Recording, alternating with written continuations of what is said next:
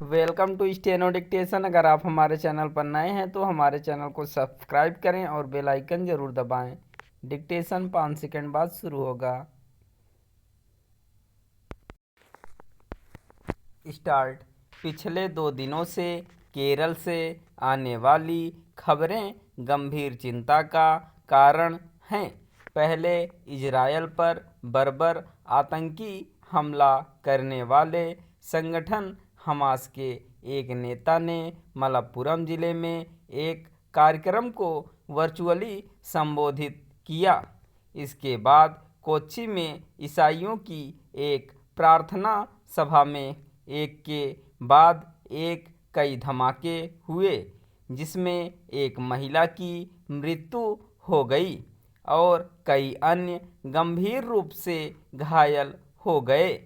फिलहाल यह कहना कठिन है कि इन धमाकों के पीछे कौन है और उसका उद्देश्य क्या था, लेकिन जिस तरह से धमाके हुए उससे यही लगता है कि ये एक आतंकी घटना है और इसी कारण गृह मंत्री अमित शाह ने केंद्रीय एजेंसियों को घटना की जांच के लिए तत्काल रवाना कर दिया।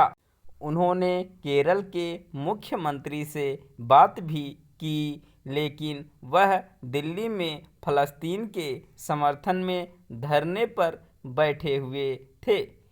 फलस्तीन के समर्थन के नाम पर देश भर में कई जगह प्रदर्शन हो रहे हैं, क्योंकि भारत सरकार की यह नीति है कि फलस्तीनियों का अपना एक अलग देश होना चाहिए।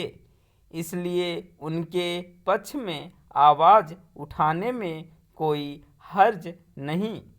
लेकिन फलस्तीन के नाम पर जिस तरह हमास का समर्थन और महिमा मंडन किया जा रहा है, वह खतरे की एक बड़ी घंटी है।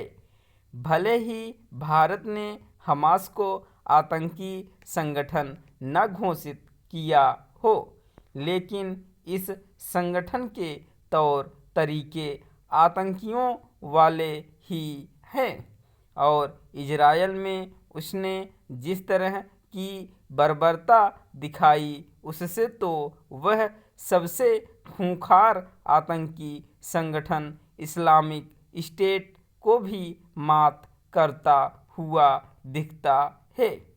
इससे दुर्भाग्यपूर्ण, चिंताजनक और शर्मनाक और कुछ नहीं हो सकता कि देश के कुछ हिस्सों में मुस्लिम संगठन हमास का समर्थन करने में लगे हुए हैं।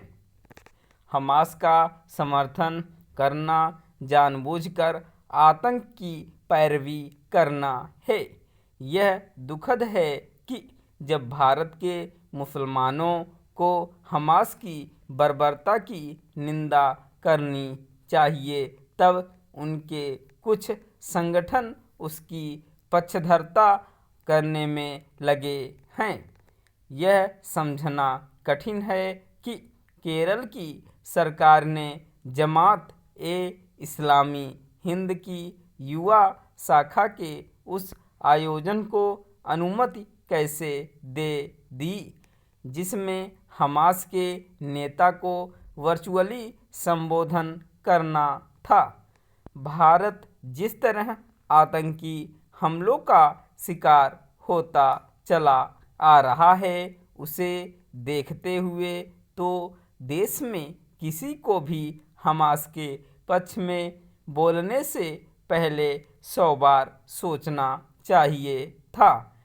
कम से कम अब तो केंद्र और राज्य सरकारों को यह सुनिश्चित करना ही चाहिए कि हमास की पक्षधरता करने वालों के खिलाफ कठोर कार्रवाई की जाए। यह ठीक नहीं कि फलस्तीन के पक्ष में खड़े होने वाले राजनीतिक दल अथवा गैर राजनीतिक संगठन हमास की निंदा करने से कतरा रहे हैं। यह वोट बैंक की देशघाती सस्ती राजनीति के अतिरिक्त और कुछ नहीं। स्टॉप।